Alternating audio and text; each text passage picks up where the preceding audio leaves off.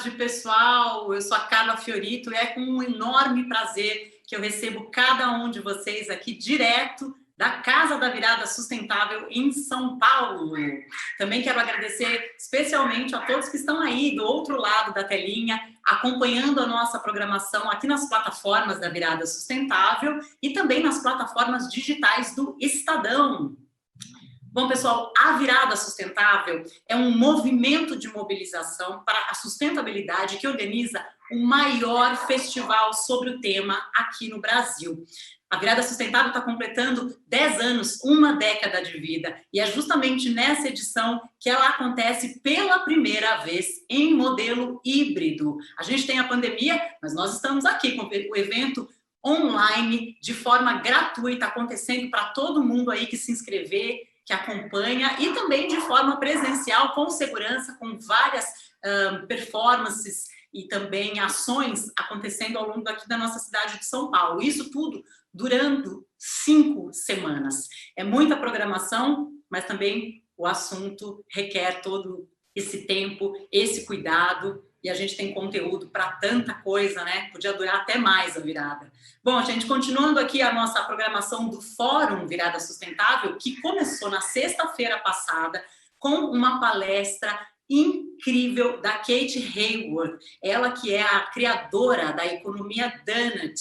Se você perdeu essa palestra, ela está no nosso YouTube, no YouTube da Virada Sustentável. Vale a pena você correr até lá depois para assistir e conferir esse conteúdo. Ele realmente foi bem impactante aqui para a gente. Hoje e amanhã nós vamos falar sobre a economia circular, com uma programação realizada em parceria com a Abundância e acima, a Secretaria de Infraestrutura e Meio Ambiente. E a gente vai seguir nas próximas semanas com os seguintes temas: diversidade e empoderamento no dia 30 de setembro, cidades sustentáveis nos dias 7 e 8 de setembro e meio ambiente no dia 14 de setembro.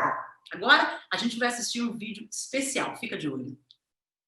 Se você pudesse recriar o futuro, como ele seria? A Virada Sustentável completa 10 anos e vai ocupar São Paulo de maneira criativa e inovadora. São diversas atrações ao longo de um mês, em um formato seguro, para debater questões cada vez mais urgentes sobre meio ambiente, consumo consciente, diversidade, desigualdade e bem-estar. Virada Sustentável 2020, de 16 de setembro a 18 de outubro. Acompanhe tudo pelas redes sociais e participe!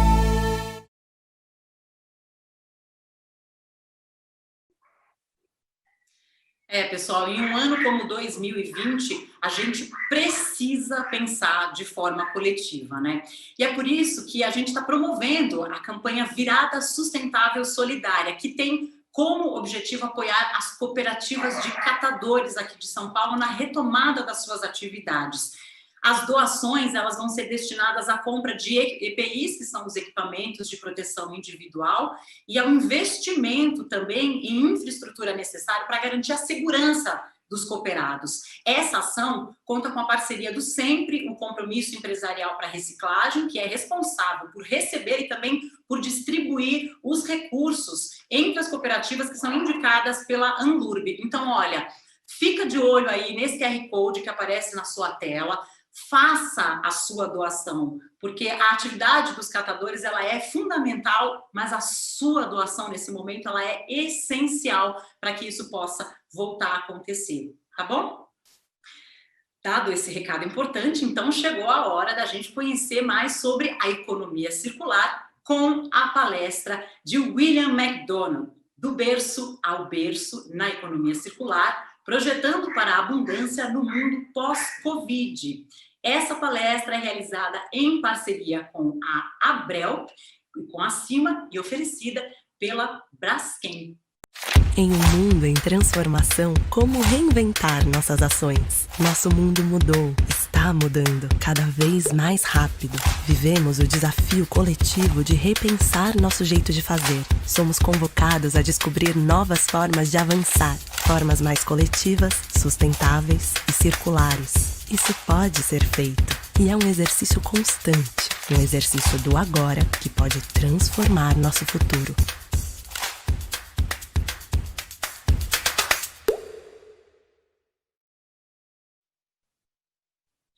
Muito bem, então eu quero dar as boas-vindas aos nossos convidados, começando então pelo arquiteto William McDonough, um dos criadores do conceito de economia circular para o planeta, ele que vai realizar a nossa palestra. William, where are you in this world right now?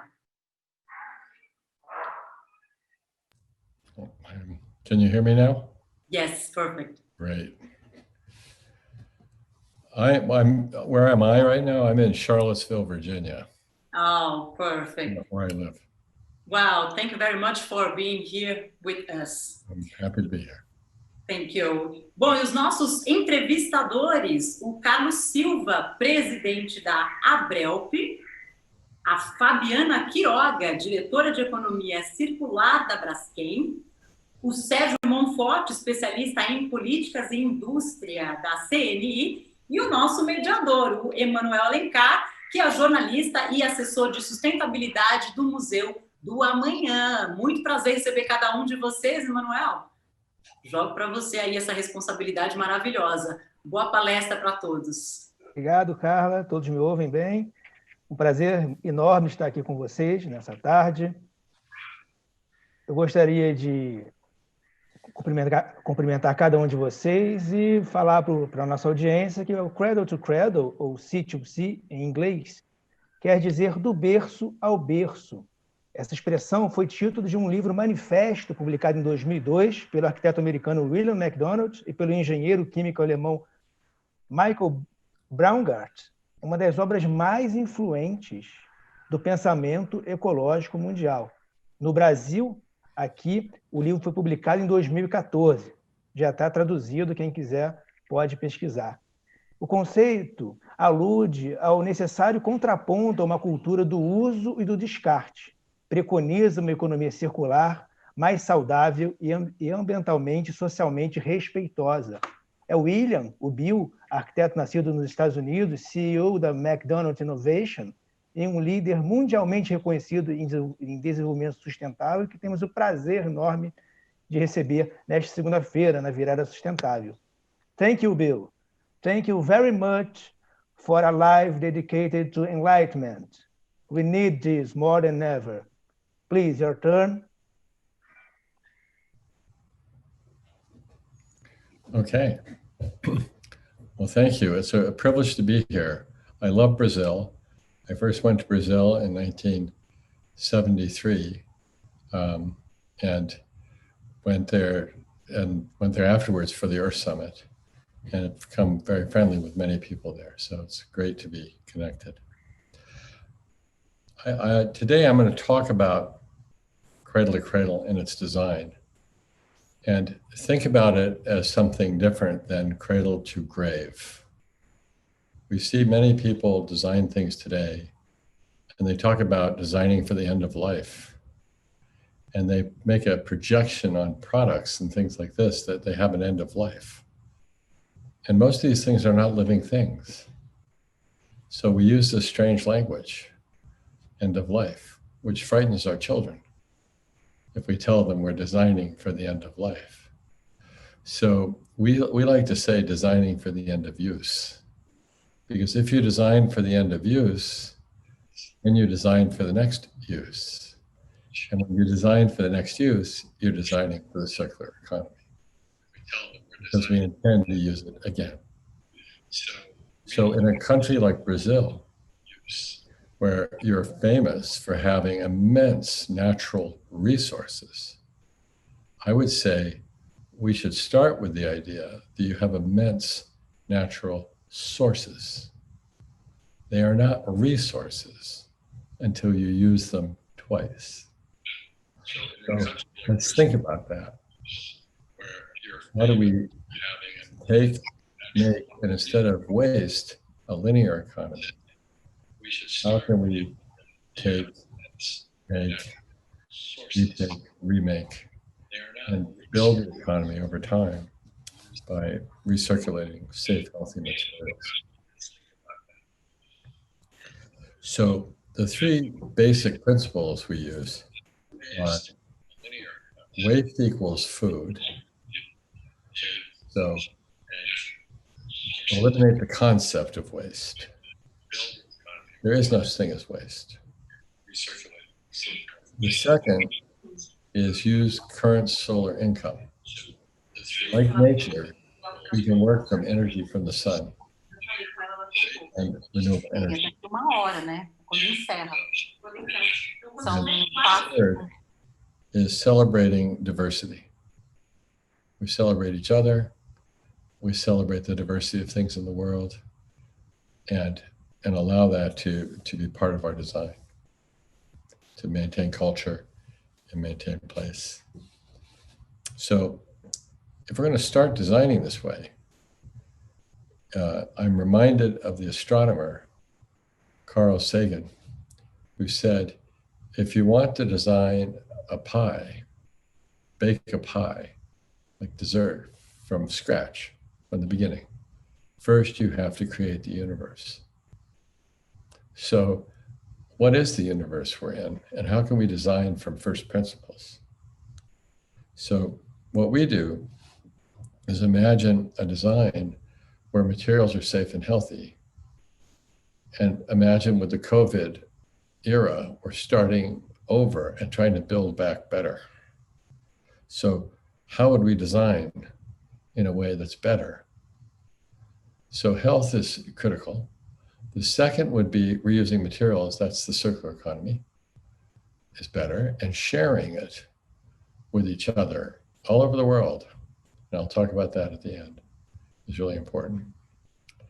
And then we want to find ways that we can use renewable energy. We can have clean water for every child every day, every one of us as a human right.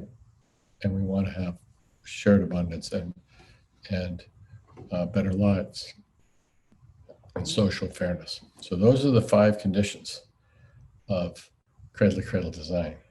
We designed that way. So we move from the idea of take, make, waste to take, make, retake, remake, reuse, and so on. And as we look at that, we end up with new business models as well. So we see everything as an asset and try to stop making liabilities. So packaging should be seen as an asset that we get to use again and again, and we can design it for that. So I'm working right now on a new language of plastics for very simple approaches where these materials break down, but if they end up loose in the environment, they don't toxify it, and they don't create microfibers, and they don't create nanoparticles, and so on. And that we can also recycle these things intelligently and economically. So the business models are shifting from you have to own this thing to you want the service of it. And when we first proposed this idea of a product as a service, people said, oh, these are communists. They don't want to own anything. And it isn't like that. It's more like, I don't really need a car. I don't need the place I have to park the car. I don't need to own the car. I need a car service when I need the service of a car. So a lot of these products, even a washing machine, what you want from a washing machine is clean clothing. You didn't set out to buy steel, glass, aluminum, rubber, etc. What you set out for is clean clothes. So if we actually design a washing machine to be very durable and good and require very little service, we can actually think about how many washes can I get for how little money over what length of time. And if the company sees this as a relationship with their customer, then the customer is happy because it's a good washing machine and could have the lowest cost per wash over time. We can even insert the soaps and things in the washing machine when we make them, because the washing machine only needs 5% of the soap that we put in it to wash clothes, and it could save the other 95% and use it again. So it's quite amazing if you see this as a washing service that you have in your house. But the other part that's interesting is that over time, those materials are known by the company to be in your house and available. So at some point, when you need a new washing machine, they can pick up the steel, the rubber, the glass, all the things they need to make washing machines and give you a new one. And all of a sudden, those materials are in the circular economy and can come back. Think of a light fixture. When you buy a light fixture, it has indium, it has gallium, it might have niobium, it has all sorts of rare earths. Well, they're very valuable to the lighting company. They're very irrelevant to you. What you want is light. So we've also set up models with the businesses where they sell the light. And then when you finish with the light fixture, or you want a new one, they want the old one to get back the indium, the gallium, the niobium, you see. So the society can continuously manage these materials in ways that service more people with what they need, which is light, not heavy metals or rare earths. So that kind of idea is really powerful. And I'm going to give you some examples of these things. So let me just show you some pictures. Let's see if I can do this. I hope I can do this. There we go. Let's see if this works. Yeah, so for fun, we're going to start with a very small thing, fragrance. So we have a cradle-to-cradle fine fragrance done with the movie star Michelle Pfeiffer for her children. So it's called Henry Rose. Her son's name is Henry. Her daughter's name is Rose. And this perfume is so perfect that it's been understood all the way to every molecule for ecological and human health. Such a beautiful thing. When so many of these fragrances, people say, I can't tell you what's in it because it's a secret or whatever. You know, we can now have total transparency with delightful products. L'Oreal, the largest personal care company in the world, is now using Cradle to Cradle. So these products are all safe for the environment, safe for you, safe in water. And why wouldn't we do that now that we know how? When we look at textiles, for example, we see this as biological nutrient or technical nutrient. It's because in Cradle to Cradle, we designed for that green arrow, which is things designed to go back to the biosphere, back to nature, or the blue, which is things going back to the technology. So in this case, this young lady is wearing clothing that is 100% organic. Every dye, every chemical, everything in this, including the stretch in the jeans, is safe for the biosphere. And yet we were able to do a pair of jeans retail for 28 euros, and it's perfect. It's the world's perfect jean. Even the stitches are organic cotton, the threads.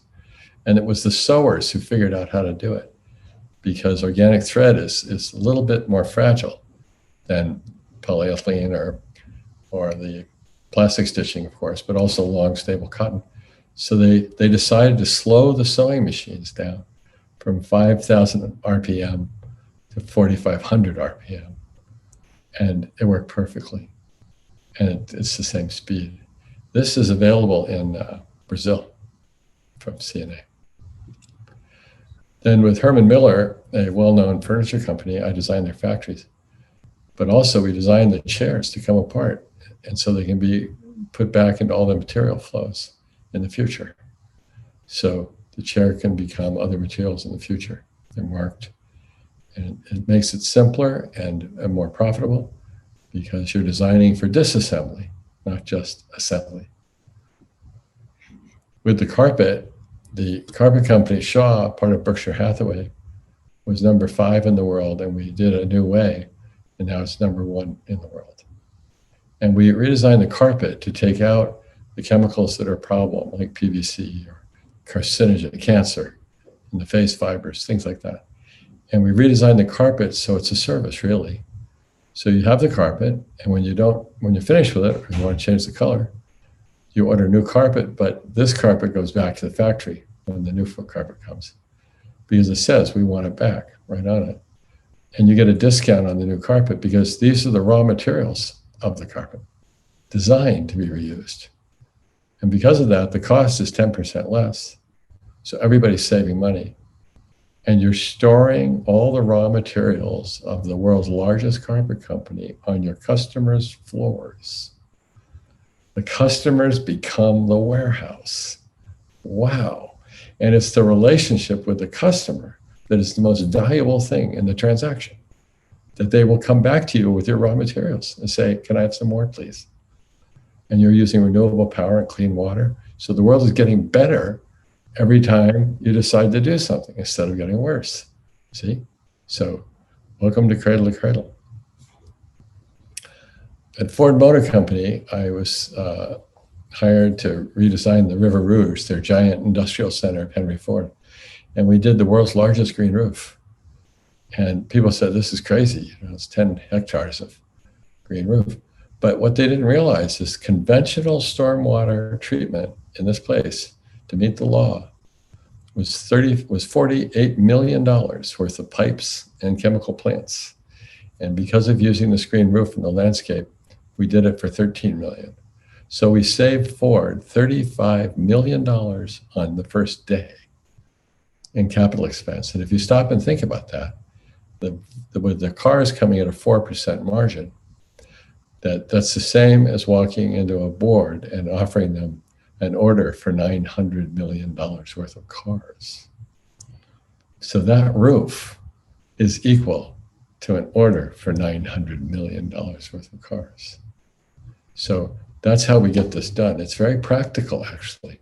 So then Ford let me design a car, which we call the Model U, as like the letter U. But in a company that has Model T, Model A, you know, we called it Model U. It's designed for you. And the idea is the car, all the materials can be reused over centuries. You can play with the car and convert it to your own interests for your family over time. And all the materials are useful over time. I was then asked by NASA to design a building. And they asked me first, though, to go to Mars and help design the Mars space station. And I said, can we come back to the blue planet first? And then we go to the red planet? So what if I could have the design team of the space station? But let's build a building on Earth first. So you invented the photovoltaic panel to make electricity in space. So it's a nuclear powered vessel with the power source 93 million miles away, a safe distance, just like a forest. And you purify water up here. So why can't we do that on Earth? So we did. So I worked with a NASA design team from the space station. We designed a building on Earth that can make 140% more electricity than it requires to operate, purifies its own water, and all for the price of a normal federal office building ahead of schedule.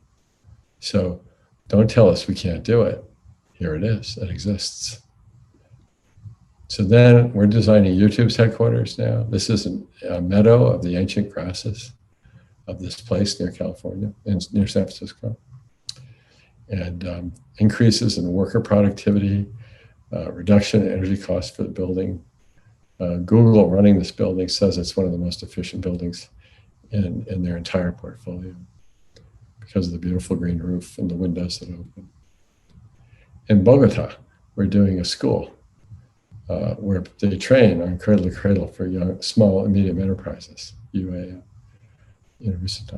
And that's just under construction now, it'll be finished soon. In Brazil, or not in Brazil, excuse me, in India, it's a factory for the largest motorcycle company now. And the building is underneath, but the roof is covered with greenhouses and food.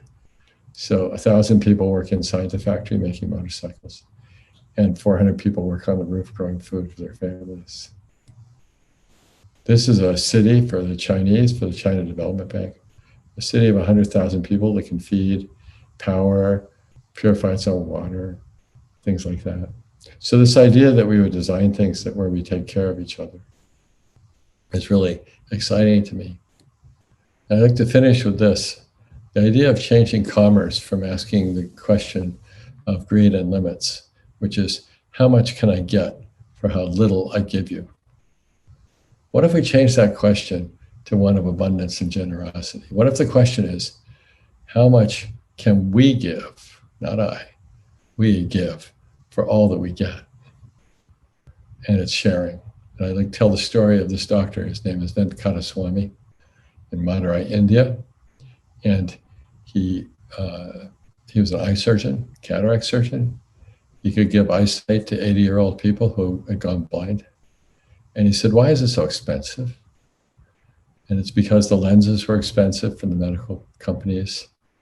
And he said, if I could manufacture these mass production, I could give them away.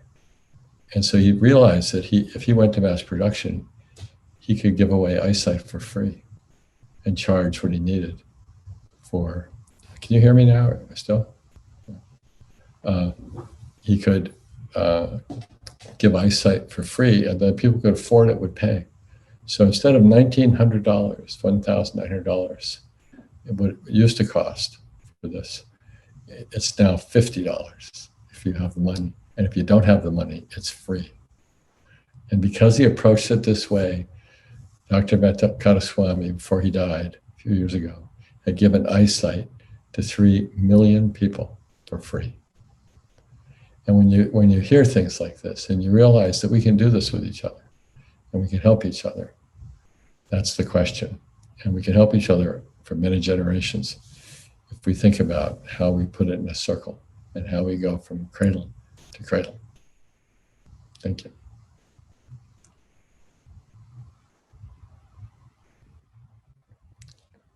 Obrigado, Will, por sua apresentação fantástica, nos faz pensar em uma série de questões.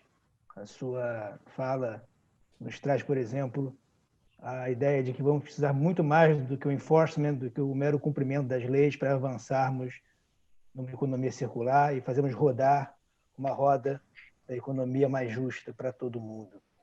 Eu gostaria de começar com as perguntas. Carlos Silva, Fabiana Quiroga e Sérgio Monforte, nessa ordem, farão as perguntas para Bill, começando com meu amigo Carlos. Por favor, Carlos, a palavra é sua. Obrigado, Emanuel. Boa tarde a todos. Congratulations, William, for this excellent speech. É realmente incrível, em alguns minutos, o quanto nós podemos ter aí de inputs para uma reflexão. E pegando um pouco disso que o William apresentou, eu gostaria de saber, num sentido, já pegando um pouco dessa situação em que vivemos, neste momento em que vivemos, em que nós percebemos que, apesar de todas as dificuldades, alguns horizontes se abrem, algumas oportunidades se abrem e novas maneiras de resolver velhos problemas ou antigos desafios também aparecem para nós, aparecem à nossa frente, um pouco nisso do que o William explicou. E é interessante ver o quanto aparece a habilidade de nós, humanos, realmente de mudarmos, e o quanto que essas mudanças podem acontecer de uma maneira rápida. As mudanças podem sim acontecer, mas o que nós percebemos também é que alguns precisam de um impulso extra, de um impulso adicional para sair da inércia. Então eu gostaria de perguntar ao William como comunicar para, vamos dizer assim, as pessoas comuns, para o público em geral, a importância de adotar estes conceitos, a importância de adotar um modelo baseado no aproveitamento de recursos, nessa visão de que nós temos os recursos à disposição e não realmente continuarmos dessa forma linear.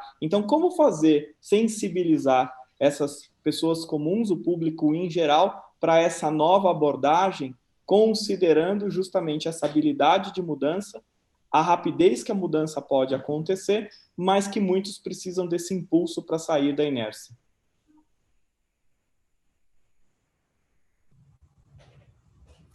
I think for ordinary folk, as you say, I found that I design for children, and I just always think about designing for the children and what do they need? And how do we love all the children of all species for all time? And I think for parents and ordinary folk, why would you want to have a product that might make your children sick? Or why would you want to spend more money on products that you don't need to spend? So we find that cradle-to-cradle products are actually less expensive because they're safe and the material, they don't have to be regulated. So you don't have lots of paperwork because there's nothing to be worried about. And I think for parents who are the customers, they would like to buy safe and healthy things for their children at the lowest price. So I think we use the money to explain what we're doing, how to save money and live better. And at the same time, we have a responsibility to our children to start behaving like adults. So I think the way we look at it is that it's adults behaving with child supervision.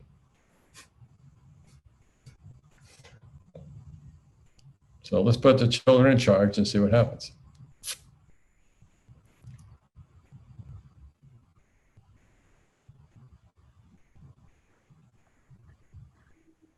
Fabiana Quiroga, diretora da Economia Circular da Braskem. Por favor, Fabiana, sua pergunta para a Bill. Boa tarde a todos. Primeiro, gostaria de agradecer o convite, um prazer estar aqui participando dessa apresentação tão brilhante do William. William, parabéns, é muito inspiradora, os seus pontos tão importantes para a gente fazer essa transformação para uma economia circular, um design pensando do berço ao berço. Um dos conceitos que você trouxe hoje...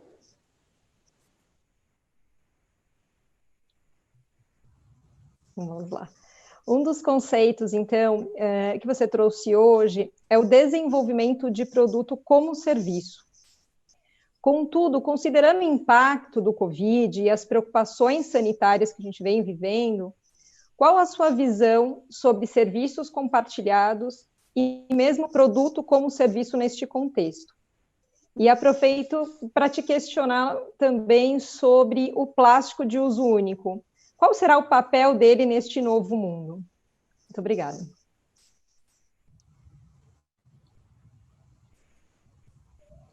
That's a great question. Plastics have been variously estimated at having, something like 30 million tons, going fugitive every year, and billions of pounds and tons of plastics in miscellaneous places. So it is a critical question. I think the way to look at it is that we should be very thankful for single-use plastics. If you're going into a hospital, I think I would be perfectly happy with a new syringe if I'm in urgent need of medication and things like that. But at the same time, we can design these things for reuse by either chemical recycling or even thermal recycling using plasma. So I think the hospitals, for example, can be easily powered actually by these things.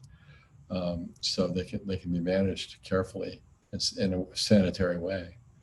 I know that I work with Starbucks and coffee, and everybody was getting ready to go back to cups and wash them and reuse cups because of single-use concerns.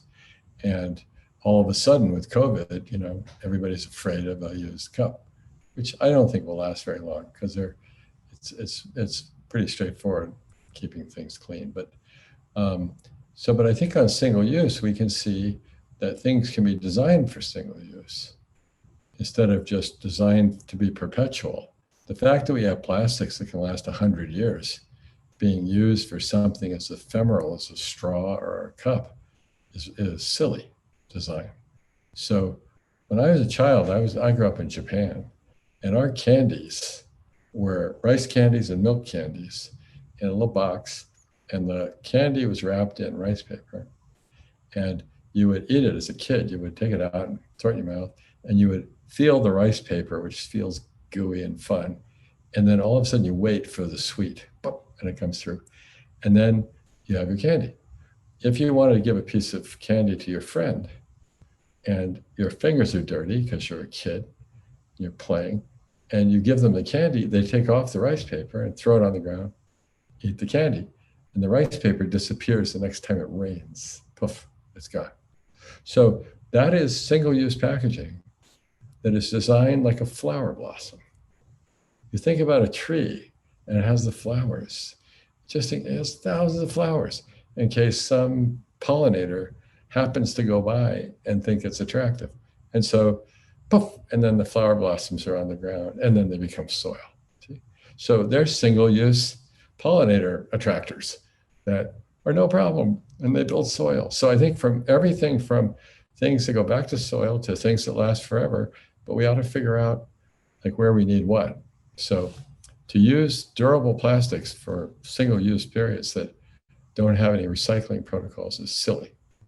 And so I think we'll deal with that. But on the other hand, there are certain things we want to be single-use, especially when it comes to your health in a dire situation. So I think the answer is not, this or that. It's really, we don't want single-use plastic clogging up nature. That's really stupid. So we should go after that. And so we are. But there are certain times when things are very appropriate. So I think the biggest issue we have today is everybody is competing with ideas. They're saying, my idea is better than your idea, or this is good and that's not good. And it's all about versus. It's everybody versus each other. We see the Europeans wanting to have zero emissions by 2050 on carbon. And they're going to do energy efficiency and they're going to do renewable power. And it's a great idea. Fine, good. And then you've got the oil countries and they're saying, oh no, we need to use our hydrocarbons, even if it's just a source, and turn it into a resource because our economy will collapse if we don't do this.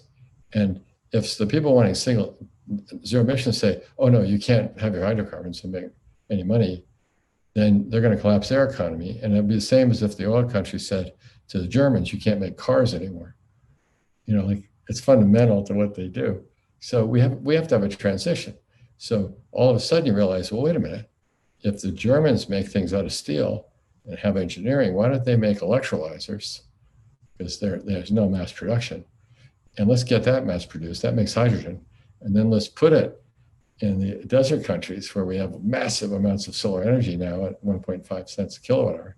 And let's make massive amounts of hydrogen and then combine it with nitrogen from the atmosphere and ship it to them as clean renewable power, zero emissions of carbon and fertilizer, by the way. And then they can run their steel mills on hydrogen because steel mills love hydrogen. Everybody in the steel business would rather have hydrogen than carbon any day. So all of a sudden, the desert countries get to sell hydrogen instead of oil. The Germans get to make things and keep their people busy and make steel without emissions, and everybody's winning. So they could give each other purchase orders. Here, give me $2 billion for the hydrogen. Hey, give me $2 billion worth of electrolyzers. All of a sudden, everybody's getting better because the goal we all have is the same, I think. We want our children to be healthy and safe. And so if we say we all want zero emissions of nasty things that are problematic, poisons, toxins, and whatever, or even carbon in the atmosphere, which is a toxin at a certain level, like now, as we see, it's problematic, then we all have this goal. Well, once you have the same goal, the question is no longer me versus you, because we have the same goal. So instead of saying, I think your way is stupid, I don't trust it, the only question we can ask now of each other is, how can I help you? We have the same goals. So in Brazil, you have the same goals that I have in my house. How do I love my children? How do I, be a reasonable person in the world? How do I share whatever I can create? And so I think that's the exciting part, is this is all about helping each other make the world a better place. Por favor, Sérgio Monforte, especialista em políticas e indústria da CNI.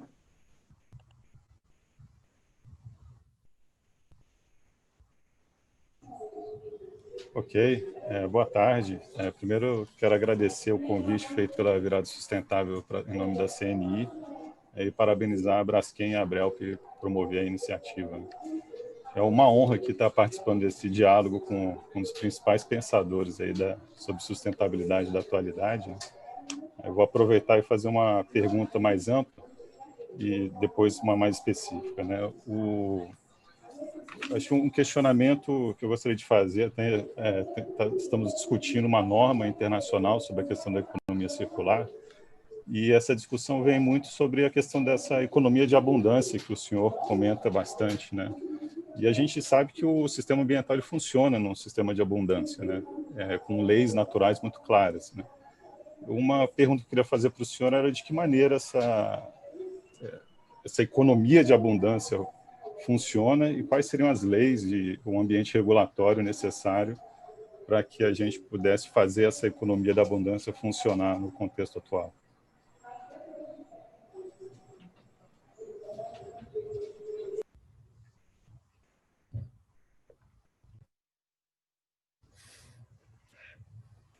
I think in a time of high-speed change, and especially right now with what we would call four essentially black swans, highly disruptive events all simultaneously, which is quite surprising.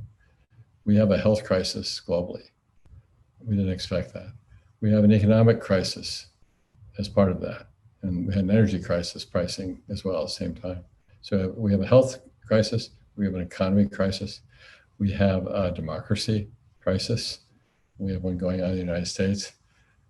We never expected that the president would not act according to the Constitution. That was a surprise. So when you look at all these things that are changing so fast, we really do have what's coming as the result of short-term thinking and not long-term thinking is part of what's going on. And so we really, in order to get this done, if you think about policy and what laws we need, I think the fastest thing we can do is focus on business and get this done, because commerce is the high-speed engine of change. And so when we do the work we do, for example, what we find, like with Cradle to Cradle, is we're creating a new standard. When the materials are safe and healthy, we analyze, all the materials down to the molecule on a product for safety and health. We're not doing it because you're regulated.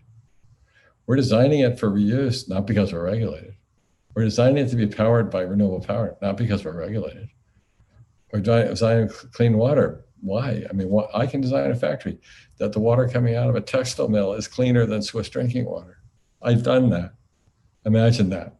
So you can do it. And then, we treat each other with dignity and grace. So you can do it, and you can do it commercially. So just do it. And then what happens is it becomes a standard, and it's an industrial standard. And so the policy people can then point at it and say to other people, wait a minute, look what they're doing. They're doing that without any regulations. So if we need a policy, let's have a policy about whatever. Let's use recycled content. That's easy. Let's, do this. We don't have to scream about, chemicals of concern, one specific chemical, another. Just say, do it like this, do it like they're doing it. It becomes a standard, can become a policy because it exists. Therefore, it is possible. See, the problem with policy people, they're trying to figure out what is possible and they don't make stuff. So it's hard for them because they have to invent things. They're not sure it's real. So our job is to make it real.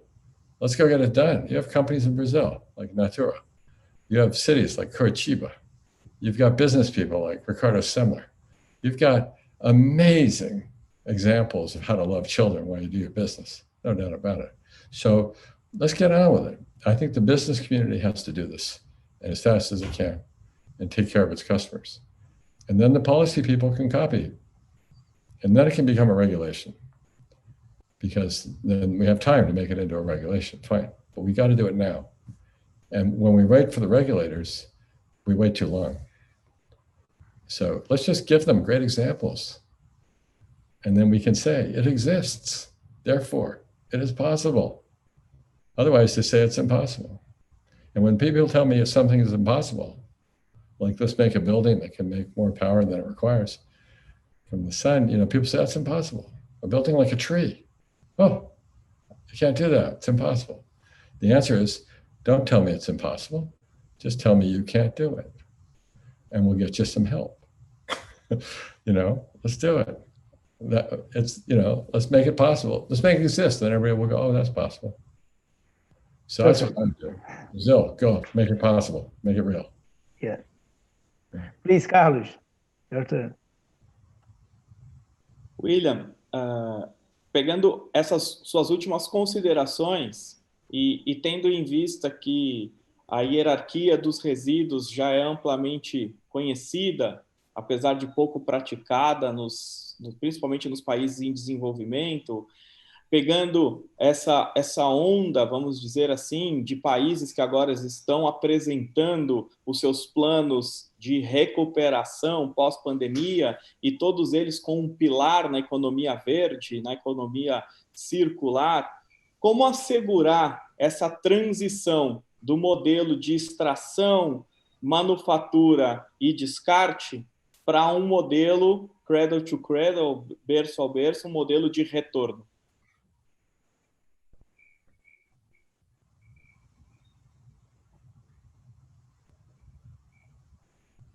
Again, I think the clear answer to that question is follow the money.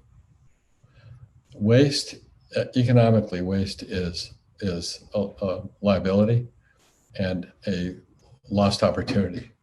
So companies that waste things are not being efficient or effective. And the question really becomes, like Peter Drucker, the management consultant, said, it is a manager's job to be efficient and do something the right way. Well, why would anybody make something that has no value? If they're making things that are waste or that have no value after the first quick use, it's not very smart. And so they have to take credit for not being very smart. And then it's the executive's job to be effective and do the right thing. So the question becomes, what is the right thing to do? And the right thing to do, for every reason, is to eliminate the concept of waste. The whole concept of waste has to go. And then you give it to the managers and say, show us your skills at being very efficient and go do this right thing now. So you show us how effective and efficient we can be at the same time. Because if you're very efficiently using Six Sigma technique and perfection, but you're doing the wrong thing, you become perfectly wrong. And that's what's happened. We now have people designing the perfectly wrong packaging. And they're doing it just perfect. It's quite amazing. So the question becomes, what's the perfectly right material that we can take back in systems? What's the perfectly right delivery system so that we can service the most people with the most benefit without creating all these crazy liabilities? Because waste is just a signal of unwise design. And it's crazy today because we have artificial intelligence and we have machine learning, and we have all these things now, but they're all based on statistical significance. They're based on numbers. And the problem with that is that they don't have any meaning, right? They're not, it's like saying, people say, I can design a smart building. I go, well, that's very nice, but I'd rather see a wise building. I'd rather have a building with a window that opens than some kind of air conditioning system that has a million sensors on it. When, I need the million sensors because my air quality is so bad because I have all these vehicles and so on and so forth. So it's a whole system that we want to be thinking through at the same time. So I think we need more wisdom and to go with intelligence. So we need the deeper natural intelligence, not just the artificial intelligence. Like that. Thank you. Vou pedir para a Fabiana fazer a última pergunta e para o Sérgio fazer na sequência. Pode ser? Vocês fazem as perguntas e o Bill responde em 5 minutos para a gente encerrar. Obrigado. Ok. Bom, no conceito, né, do design do berço ao berço, há 2 fluxos separados, o técnico e o biológico. Minha pergunta é, realmente tem que ser segregado? Ou como que você vê a integração desses fluxos para uma solução para mitigar a mudança climática, por exemplo? That's a great question. Well, that's actually quite a sophisticated question. So if I don't mind, I'll try and give you a simple answer. But if you say, here's the biological nutrient flows. Things come from nature, we make them into things, and then they can go back to nature, we can reuse them, things like that. Then you have the technical materials coming plastics, metals, things like that. And they are two metabolisms. And the key is to remember what it means to be a living thing. Francis Crick, when asked to describe what is a living thing after he discovered DNA 9 years later, he said a living thing has growth, it has to have income in order to grow, and it has to have an open system of chemicals, an open metabolism of chemicals operating for the benefit of the organisms and their reproduction. So what if we had a living economy? Well, you'd have the biological systems are living because by nature, they are living, right? They are regenerative. The sun shines, the carbon comes down, the plants grow, and it's regenerative. But technology is not regenerative. It's typically powered by fossil fuels or things like that. So it doesn't know how to regenerate itself. So the technical nutrients really do need to be in their cycle without contaminating the biosphere. So when you put the two together, you don't want to create monstrous hybrids that mess it up. So when you see, for example, plastics that are biological plastics meant to be composted, and they end up with technical plastics, like PET bottles and things. If you get those together in a waste stream, it's all garbage, right? You can't do anything but burn it or throw it in a hole in the ground or let it go out to sea or some ridiculous thing. So that is a monstrous hybrid. So you really don't want to do that. So certain things, biological, yes, back to soil, back to nature, and then certain things technical. But there are places where they merge, which is really fun, and it's for another day. But I'm really interested in looking at the future of fossil fuels and oils, because I don't think we should call them fossil fuels, because we should not be burning this stuff. No more carbon up the atmosphere. We're too smart for that now. So I think that idea is important. But I also think that we could go from oil to soil, which is really a fantastic thing. Our soils are in trouble all over the world. And if we could take oil and put the S back in and make mulches for the agricultural systems where we need agricultural films to get things kicked back into gear, and that can be made from oil that can become soil because it's been upcycled and it's clean, and it helps the farmers get back into gear and start creating soil health instead of lots of chemicals everywhere. That's a way the chemical industry and the oil industry can help the farmers without just giving them a lot of things to spray. So it's a powerful thing in the future that we'll see the things from the technical side that can be morphed into the biological side. And we'll see things from the biological side. You already have it in Brazil, because you have what Coke used to call I forget what they called it, plant bottle they called it, where they would take sugar from Brazil and they would make ethylene, and they would move to polyethylene, and they'd make polyethylene terephthalate bottles, which is a technical nutrient. It's going to last for hundreds of years. It's a technical product. It will not compost. So they've migrated from a cellulosics and a carbohydrate with sugars into the hydrocarbon world. They moved it from carbohydrate to hydrocarbon. And now we can do the same thing and take hydrocarbons and move them over to carbohydrates. So it gets pretty funky. And it's really where the oil companies and chemical companies can do a great service to the world by getting their act together and helping us make sure this is done intelligently. Sérgio, please, your last question. Sim. Muito boas as explicações. Eu gostaria de fazer uma pergunta mais específica agora. Eu gostaria de um conselho do senhor assim, para o setor privado brasileiro, né? Que a gente vê como o senhor falou no início da palestra, o Brasil é um país que tem muitos recursos naturais, né? É um país que é reconhecido no mundo por a disponibilidade de recursos, e temos também uma diversidade muito grande e também um parque industrial muito diversificado, né? Vários setores da economia presentes aqui na economia brasileira. Gostaria de saber de que forma o senhor consideraria esse setor industrial se posicionar e poder ter uma imagem positiva no mundo, aproveitando esses princípios da economia circular.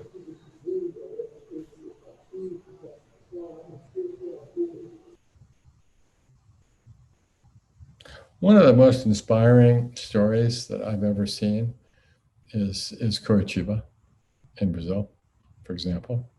Its bus system is world famous. Jaime Lerner is a genius. The fact that he started with the children and created his program, Garbage is Not Garbage. When he set out to make a mobility system, he said, we can't afford subways, so let's make bus system, but let's make it so that people in wheelchairs don't have to suffer.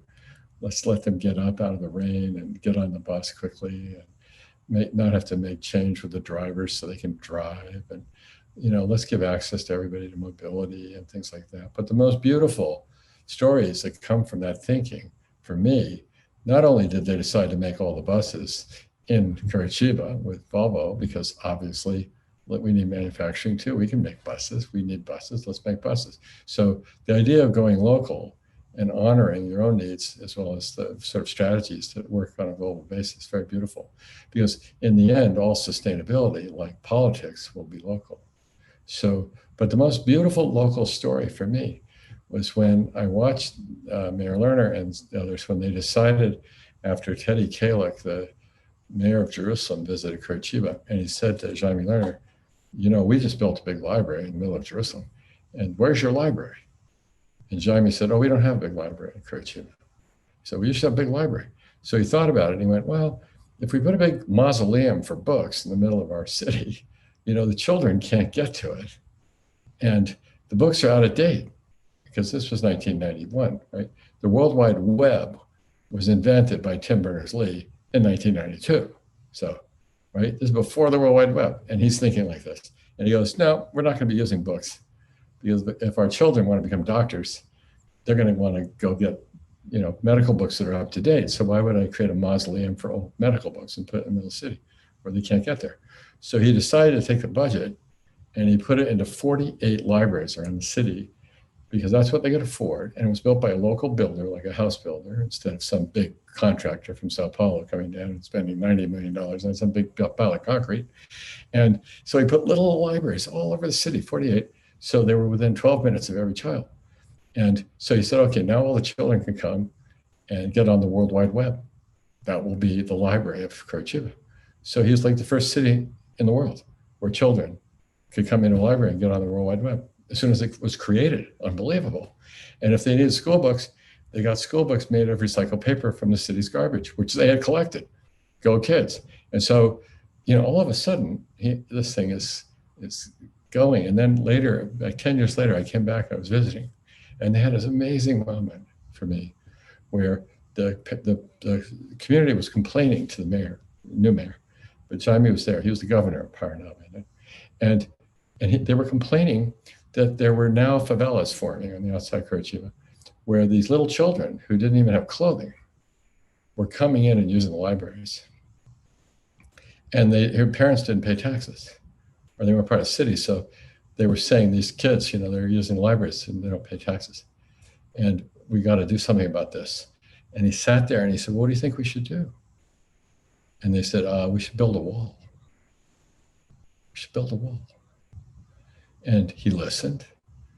And then, this sounds familiar. See, in the United States, we're like building walls right now. So he was like, really? You want to build a wall? I wonder what a wall would cost to keep out these children who want to use a library. And then he said, I think what we should do, this is kind of clear, isn't it? I think what we should do is, how much do you think the wall is going to cost? $500,000 for this community? Okay.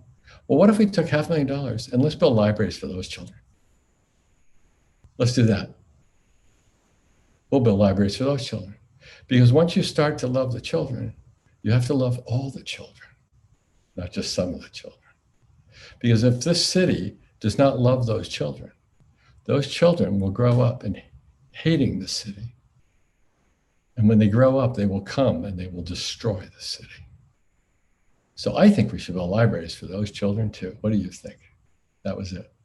See, that's the mind we need today. And that was a Brazilian mind at work. I loved it. Bem, com essas palavras inspiradoras, nós terminamos aqui o nosso bate-papo, agradecendo mais uma vez. Muito obrigado, Bill. Muito obrigado, Fabiana, Carlos, Sérgio. Carla, é contigo. Temos um próximo compromisso, vários compromissos agora, seguindo a jornada. Obrigado, pessoal. Muito obrigada.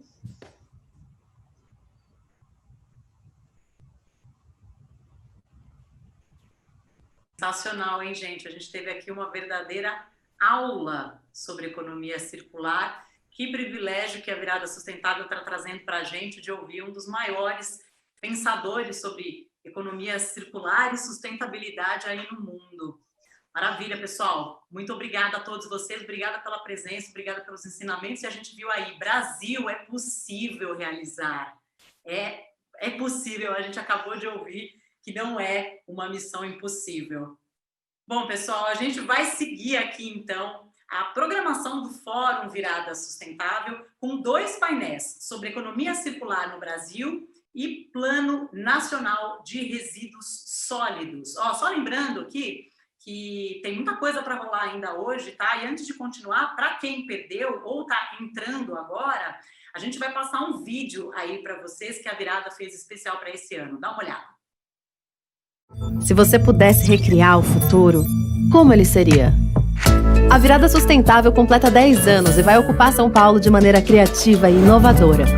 São diversas atrações ao longo de um mês, em um formato seguro, para debater questões cada vez mais urgentes sobre meio ambiente, consumo consciente, diversidade, desigualdade e bem-estar. Virada Sustentável 2020, de 16 de setembro a 18 de outubro. Acompanhe tudo pelas redes sociais e participe!